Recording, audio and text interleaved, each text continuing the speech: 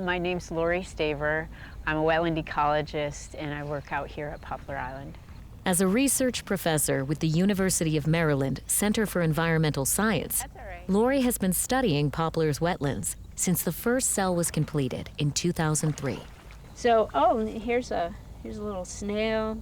The reason we are so focused on sustainability in the marshes is because this is a long-term project. It's a 40-year project, but eventually most of the monitoring and the management will come to an end. And so we want to build these marshes to be as resilient to sea level rise as possible, anticipating that end date. Marshes are able to keep up with sea level rise in two ways. They trap sediment that's suspended in the water column. So as the flood tide moves over the marsh, the water velocity slows down and those particles in the soil settle out.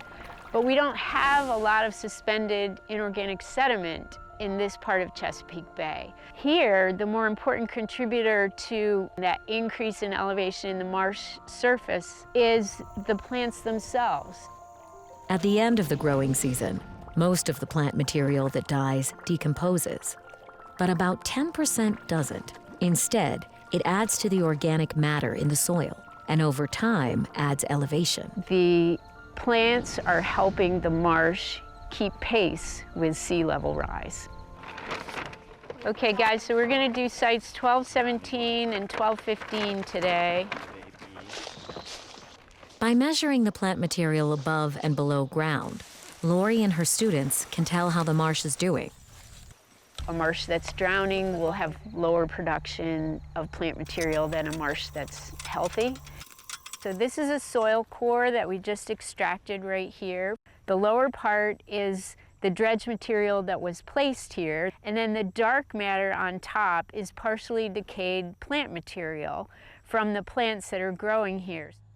The data help Poplar's design team determine the starting elevation of each new wetland cell. It's got to be just right. If it's too low, there will be too much inundation and essentially the plants will drown. If it's too high, it'll be too dry for them to thrive.